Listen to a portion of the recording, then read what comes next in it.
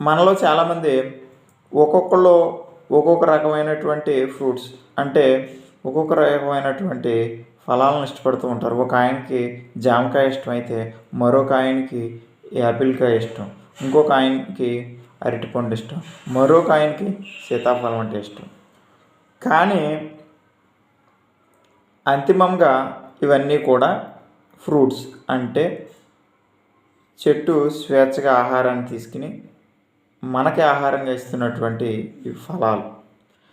ఇటువంటి చెట్లకు మొక్కలకు కూడా అవి ఇష్టంగా తీసుకునేటటువంటి ఏకైక పదార్థం ఆర్గానిక్ కార్బన్ అంటే సేంద్రియ కర్బనం.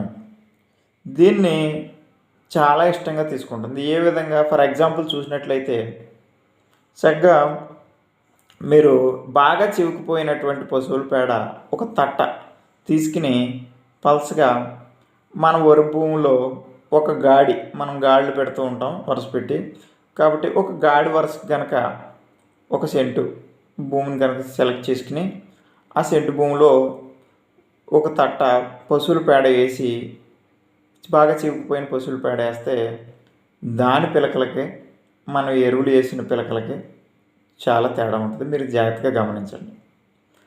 లేదు, ఇంకొక ఎగ్జాంపుల్ తీసుకున్నాం.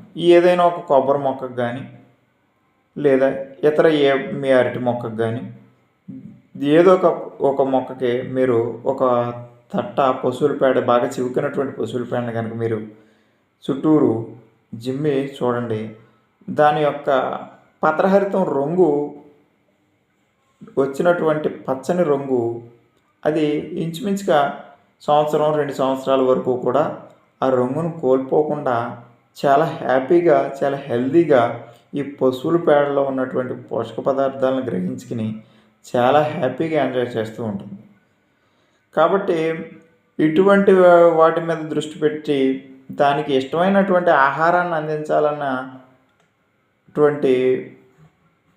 దృఢ నిశ్చయంతో శాస్త్రవేత్తలు తయారు చేసినటువంటి ఆర్గానిక్ కర్బనం అంటే సేంద్రియ కర్బనంతో కూడినటువంటి 1435, సేంద్రియ కర్బనంతో కూడినటువంటి 1026, సేంద్రియ కర్బనంతో కూడుకున్నటువంటి 2020, 2828, 1026 మొత్తం అన్నీ కూడా బస్తాలు నలుపు రంగులో మనకి మార్కెట్లోకి అవైలబిలిటీలోకి తీసుకురావడం జరిగింది.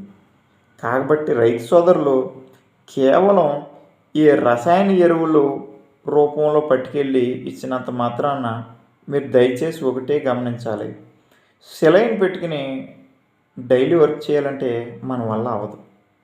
సేమ్ అదేవిధంగా కేవలం రసాయన ఎరువుల మీద మాత్రమే ఆధారపడి, అది కూడా కాంప్లెక్స్ ఎరువుల మీద మాత్రమే ఆధారపడి పంట పండించాలంటే పంట అంతా కూడా కెమికలైజ్డ్ అయిపోవడంతో పాటు మీకు ఖర్చు కూడా అపారంగా పెరిగిపోతుంది.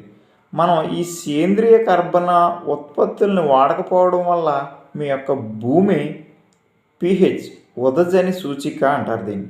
6.5 నుంచి 7.5 ఉండాల్సినటువంటి ఉదజని సూచిక మనం ఇవాళ ఎక్కడ భూసార పరీక్షలు చేసినా కూడా 8 pH చూపిస్తుంది.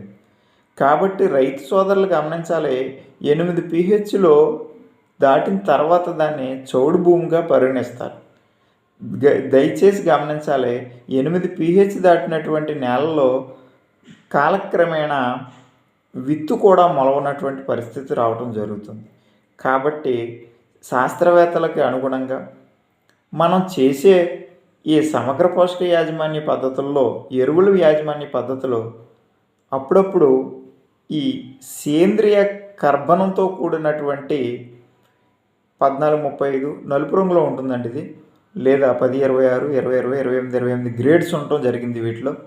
కాబట్టి వాటిని మధ్య మధ్యలో ఉపయోగించినప్పుడు తనకిష్టమైనటువంటి ఆహారాన్ని, ఆ మొక్కకి ఇష్టమైనటువంటి ఆహారాన్ని అందించిన వాళ్ళు అవుతుంతో పాటు తనకి వేరు చక్కగా హెల్దీగా, తెల్లగా, స్పష్టమైనటువంటి వేరు పీచువేరు బాగా డెవలప్ అవ్వడానికి ఈ యొక్క సేంద్రియ కర్బనం, ఆర్గానిక్ కర్బనంతో కూడినటువంటి 1435 బాగా ఉపయోగపడుతుందని తెలియజేస్తున్నాను.